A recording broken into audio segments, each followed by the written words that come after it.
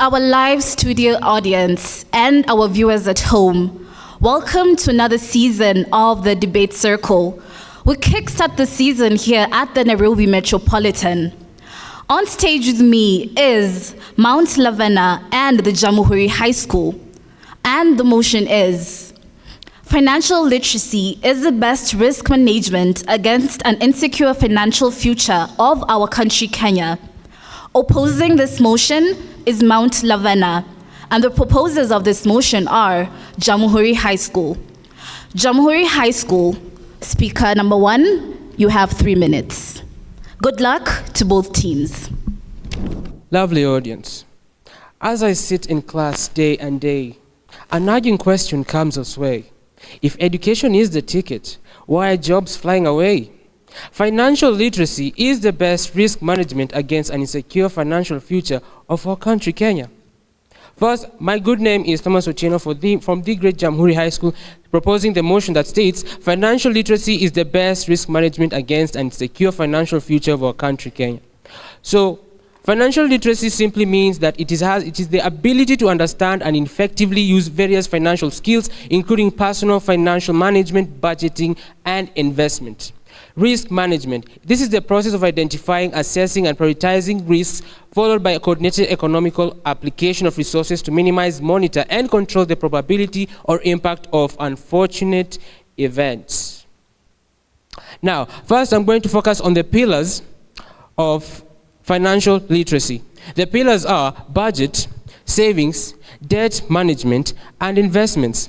You see, I give you a framework, a clear framework on how, not imagined or fantasized, but how this financial literacy is going to be working and benefiting our country. You see, one of the main problems facing our country and a very huge disease is high debt burden. To my first point, which is reduced household debts. Studies have shown that financial literacy tend to have lower household debts. A survey conducted by the World Bank found that individuals with higher levels of financial literacy were less likely to accumulate excessive debts. Let's put this into perspective. You see, Kenya's public debt in 2022 was 68.4% of GDP total expenditure in the year 2023-2024.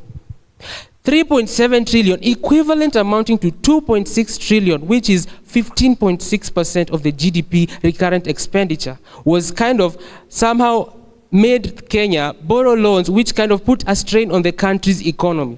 And that is why you can see even our country itself is still suffering economically.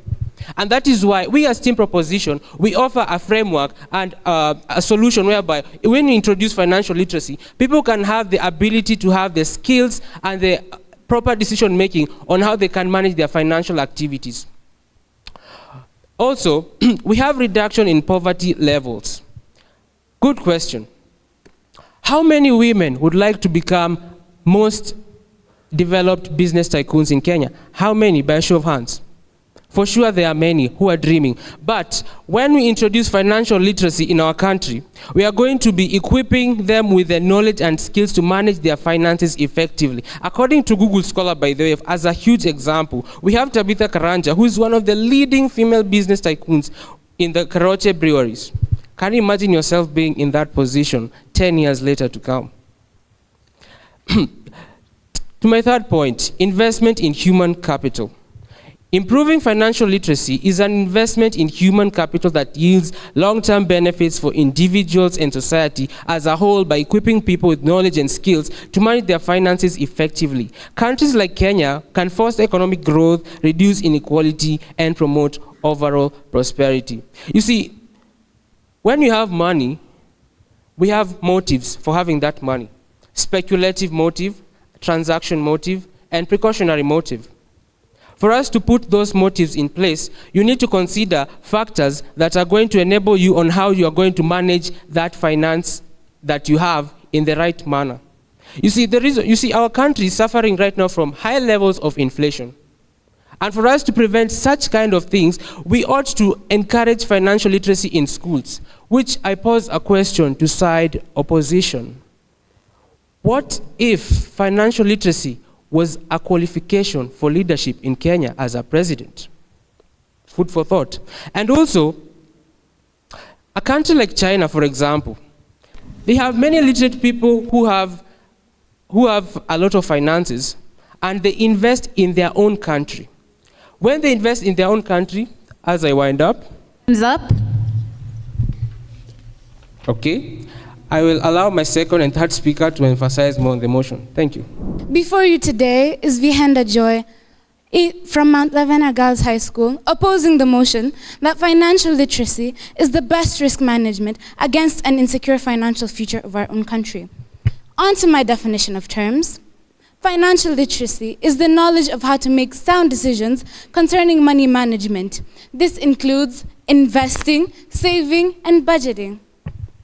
Risk management is the process of evaluating and managing current and possible financial risk to decrease an organization's exposure at risk. And finally, financial literacy is perceiving not to have sufficient money to pay bills to meet basic necessities like housing and medications. First off, ladies and gentlemen, I'd like to start by saying financial literacy is like a beer advertisement. Why do I say this? This is because in a beer advertisement, they can never tell you the side effects. I mean, when you watch an advertisement, will it tell you that if you buy this, just be careful because this is gonna happen to you? No, they don't. So if we take financial literacy as a beer advertisement, let's try to find out what financial literacy is trying to hide from us. What can't we escape? On to my first point. Financial literacy can have negative effects on individuals. Financial behaviors, on to my first point. Financial literacy makes people become way more materialistic and money hungry. Look at our own country, Kenya. People out here need money. They would kill for money. They would do anything for money. Why do you think there's prostitution out there? People don't have money. And with financial literacy, they know that money is very important in our lives. On to my other point. Not all youth find it easy to understand financial literacy. Take a look at people with autism. They don't understand it. We can't just force information inside their heads and tell them this is the right way to go. It's not. I refused to be lied to this way. In addition to this, financial literacy may not be accessible for all segments of e-population. Look at it this way. We only use standard banks. But what if you know you can't handle that? You know you can't handle Equity. You know you can't handle ABSA. You only know Habibo Bank. I mean, who in this room knows the Habibo Bank? No one. We can't just expect our youth to be following things that other people say it's right when it's not. Time's up. More shall be said by the second speaker. This is Vihenda Joy signing. A wise man once told me, a person can't die twice, but Mount Laverna is about to beat their demise. Hey, hello, I'm the Grim Reaper, here to snatch away their lifeless cries and bring light to their eyes. My name is Imran Bilal from the Jamhuri High School.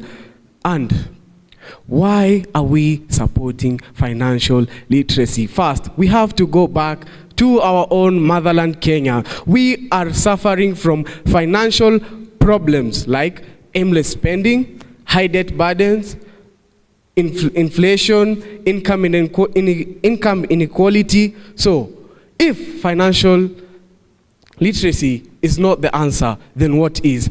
Let me tell you why we are supporting financial literacy. Aimless spending. You see, Kenya has money. And the reason why I'm saying that is because the president's office gets 4.3 billion shillings from Kenya's budget, as same as the deputy's office gets 3.7 billion shillings. The office of the cabinet secretary gets 1.9 billion shillings. These three offices use 9.19 billion, which is 2.72% of our national security funds allocated from Kenya's budget. Now, let's talk figures. You see, The national security gets 338.2 billion shillings. Now, if we have a financial literate leader, like the president of Burkina Faso, who cut off 30% from his own salary to develop his country. You see, if we only take 40% from those three offices, we will have 3.68 billion. And do you know what that is equivalent to?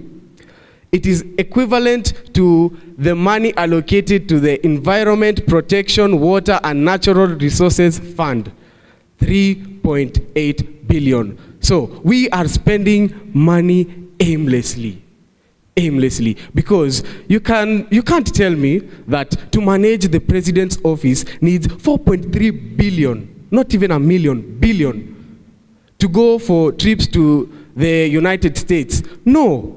This money can be used to develop Kibra. This money can be used to empower women towards entrepreneurship. Is there any woman inside here doesn't want to be an entrepreneur, doesn't want a good life for themselves? No. But this money goes to, let's say, nowhere. Time's up. Thank you. I'll let the third speaker emphasize. To rebuttal my first opponent, he said financial skills. He mentioned something about financial skills. When we look at our current population, most of it can't afford any sort of education whatsoever. So, my question to them is, how is someone without education supposed to understand complex financial instruments? My name is Cheryl Ann, representing Mount Laverna Girls, and I'm here to oppose the motion. Financial literacy is the best risk management against the insecure financial future of our country. On to my first point, since the Kenyan economy is not independent of Western economies, it is still vulnerable to global economic shocks, which often leads to fluctuation of commodity prices. For example, just a few days ago, bread was 50 shillings. Now it's 70 shillings. According to Promoting Youth Entrepreneurship in STI-Driven MSMEs, thematic overview argues that financial education cannot produce financial well-being in the current marketplace. Alternative inventions have potential to enhance individual capacity and reduce marketplace obstacle to good financial outcomes. Even programs that arm individuals with optimized capacities and a marketplace that facilitates individual optimal actions will not be enough to ensure widespread financial well-being. That would require changes in our social economic order that might require a different intervention. Also, let's go to other areas around the world that have affected our economy drastically. The geopolitical tension in the recent invasion of Ukraine a few years ago caused significant fluctuation of oil prices in both their side of the world and our own. Therefore, financial literacy alone does not protect those from macroeconomic risks, as they require strategic national and international economic policies. On to my second point. With Kenya still facing systematic economic issues such as unemployment and income inequality, financial literacy alone cannot address issues emanating from broader economic challenges. Issues like inadequate infrastructure and income inequality require structural, targeted policies. Policies like putting aside a certain amount of money to deal with inadequate infrastructure. According to Kefla GT, in the year 2010, promoting access to finance can only be achieved through empowering consumers.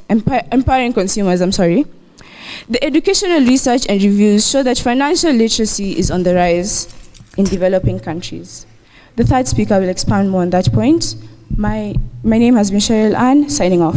You know, when I look above the skies, all I can see is a heap of lies.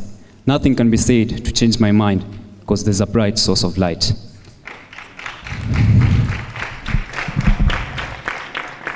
You know, in this hallowed hall I stand, 3 debaters full of dreams, future plans in hand, but reality is where we want to bring our dream. Since all points we've said, help us paint a world of gleams. Okay, to the first rebuttal. The first speaker talked about having negative effects and being materialistic and money hungry.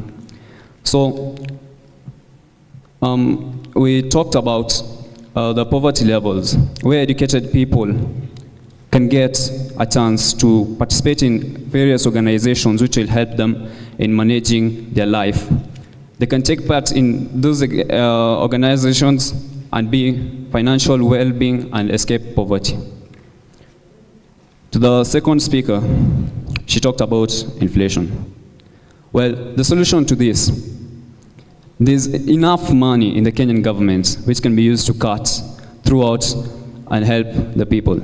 So like an example is a Kenyan judiciary, which gets 23.3 billion. Isn't that even enough?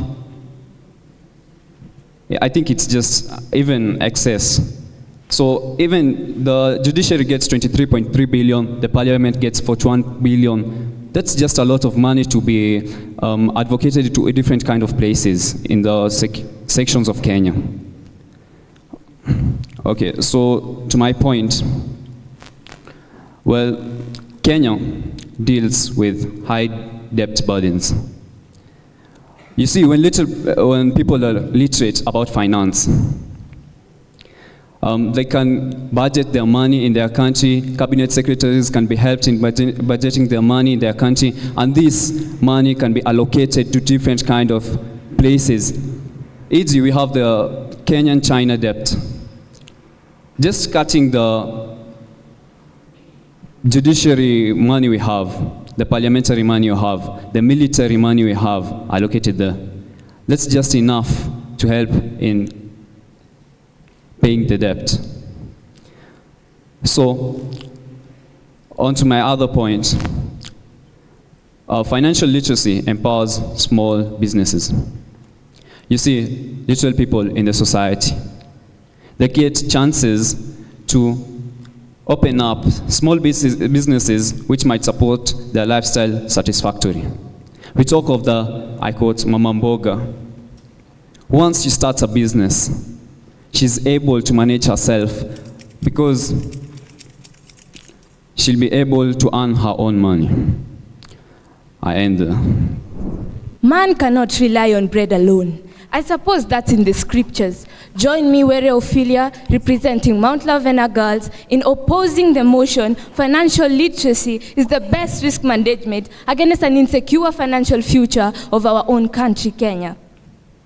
Kicking off with my points, the complexity of modern financial products can outpace the ability of standard education, meaning that even well-educated consumers might struggle to understand new or complex financial instruments. This also includes behavioral economic factors.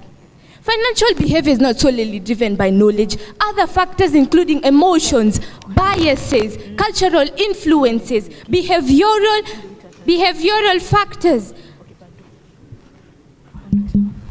According to behavioral economics, the relationship between financial literacy and consumer behavior might have a bigger impact on the application of that knowledge. On to the next point. Financial literacy alone cannot address structural and systemic issues within an economy. Things such as unemployment wage, stagnation, inflation, economic inequality, income inequality, that contribute to financial insecurity. This is according to World Economic Forum. A study by the Brookings Institution found that income inequality has increased significantly over the past few decades, making it difficult for individuals to achieve financial stability. These systemic problems require policy interventions at the government level. On to my next point. Financial literacy may not be equally accessible to all individuals, particularly those from low-income backgrounds or marginalized backgrounds. A study by the Federal Reserve found that individuals from low-income backgrounds were less likely to have access to financial education. And you're standing here trying to tell me that financial literacy is the best risk management. No, I refuse to think in your lies. I refuse to be in your world of deceit. Financial literacy has also not worked in Kenya. Due to high levels of overdebtedness, a 2019 report by the Competition Authority of Kenya indicated that 35% of mobile loan borrowers were in default. While financial literacy is an important tool in managing risk and achieving financial security, it is not a guarantee against an insecure financial future. Well, I'm yours faithfully, Ophelia, signing out. See, it takes two to argue, but one to reason. You see, the third speaker came here and vehemently and confidently stated the problems facing our country. But she forgets that is why the motion is stating that financial literacy is the best risk management against an insecure financial future for our country, Kenya. In addition to add insult to injury, you're saying that how will these people who are not able to access education get education? Well, let me give you a clear answer on that. You see, when we now advocate for financial literacy in our country, we are going to be providing funds to now start educating people who are illiterate on how to manage funds and how to start entrepreneurship in our own country. How about that, people? Isn't that a solution?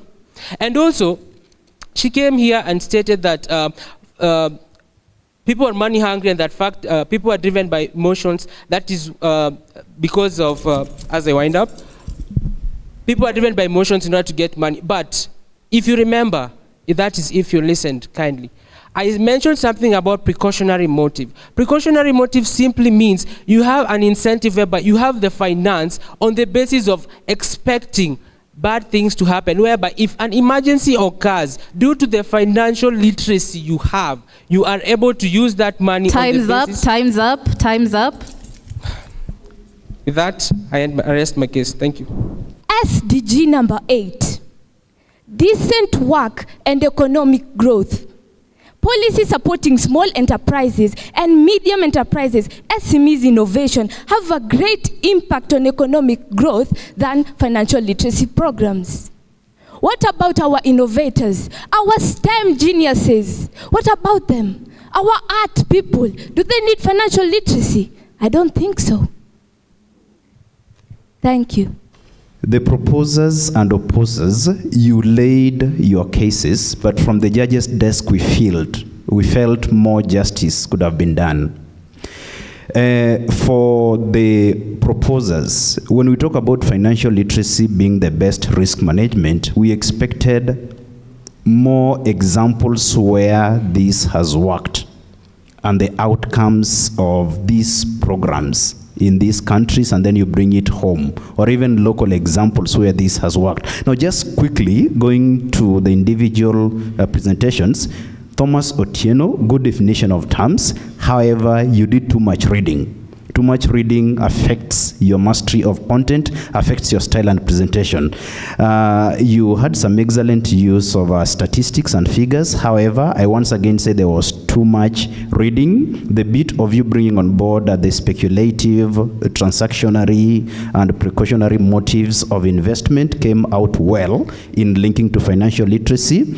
However, we felt you could have given us examples where this has worked. Imran, the role of the second speaker is to rebuttal. That you never did. So it affects your style and presentation. Please take note of that, because any of the teams will proceed to the next level. You mentioned about the office of the cabinet secretary being given 1.9 billion. Maybe you meant the office of the prime minister or something, because the cabinet secretaries are quite a number. So that clarity needed to be brought on board. And then we really needed you to link the examples you are giving and financial literacy. Though you tried talking about the Burkina Faso example, however, from the judge's desk, we felt that more examples could have done you justice. You had a good stage presence. We feel you are a debater with a lot of potential if you do more research on your area of presentation. Awais Mohammed, you had a catchy start. You brought on board the bit of budgeting as an important tool in financial literacy and the empowering of small businesses and all that. Basically, you tried to lay a solid case for your team, and I'll say that you're a debater with a lot of potential, with more practice, more research, and you'll be on it.